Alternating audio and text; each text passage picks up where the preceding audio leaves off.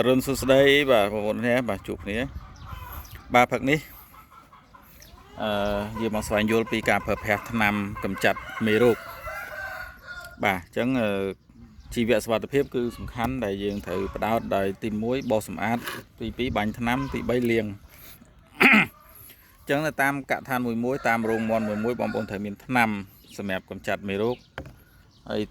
ឧបករណ៍បាទធុងថ្នាំមួយណាបាទត្រូវតែមានចាំបាច់មកអានឹងខានបានទេបើយើងចាំយើងអត់ផ្ដោតលើជីវសុវត្ថិភាពទេយើងប្រឈមខ្លាំងកុំពឹងផ្អែកលើវ៉ាក់សាំងទាំងស្រុងយើងមើលឃើញទេវ៉ាក់សាំងដែលធ្វើហើយនឹងក៏មិនប្រកាសថាការពារបានដែរអញ្ចឹងយើងត្រូវធ្វើជីវសុវត្ថិភាពបន្ថែមទៀតដើម្បីការពារសត្វចិញ្ចឹមរបស់យើងអញ្ចឹងការបាញ់ថ្នាំយើងធ្វើឡើង4ពេលវេលាផ្សេងគ្នាទី1គឺមុនពេលដាក់មន់ចូលមានបងប្អូនសួរដែរថាត្រង់ធ្វើថ្មីហើយហ្នឹងតែយើងគួរបាញ់ថ្នាំអត់ត្រូវបាញ់ណាត្រូវបាញ់បាន3 4 5ដងទៅហ្នឹងហើយចាំយើងដាក់មន់ចូលព្រោះយើងមើលឃើញទេអាមេរោគដែលវានៅជាប់នឹងសម្ភារៈដែលយើងយកមកប្រើហ្នឹងបាទអញ្ចឹងបាញ់វាបាន4 5ដងទៅហើយចាំយើងដាក់មន់ចូលទី2កំឡុងពេលដែលកំពុងមានមន់កំពុងមានវត្តមានមន់ដែលយើងត្រូវចិញ្ចឹមរាល់ថ្ងៃហ្នឹងគឺយ៉ាងហោចណាស់មួយសប្តាហ៍បាន2ដងបាទម្ដងទៅ2ដងក្នុងមួយសប្តាហ៍អានឹងដំណាក់កាលដែលកំពុងតែមានវត្តមានមន់ដំណាក់កាលទី3ពេលវេលាទី3គឺពេលដែលមន់យើងលក់ចេញអស់ហើយបាទបោសសម្អាតលាងសម្អាតរួចយើងបាញ់ថ្នាំ3 4 5ដងទៀតដើម្បីត្រៀមដាក់វល់ថ្មីនឹងនេះពេលវេលា3ហើយ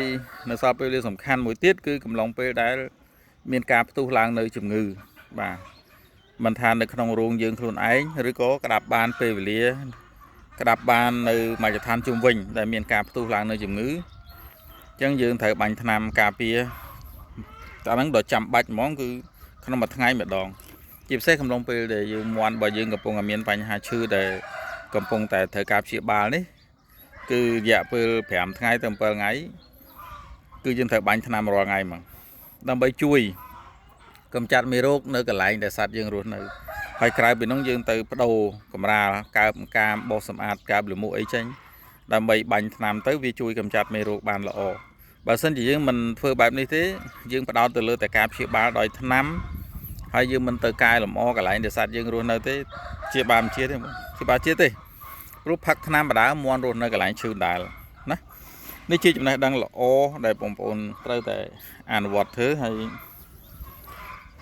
ត្រូវមានវិន័យចេះឲ្យប៉ុន្តែខ្វះវិន័យធ្វើអត់បានទេណា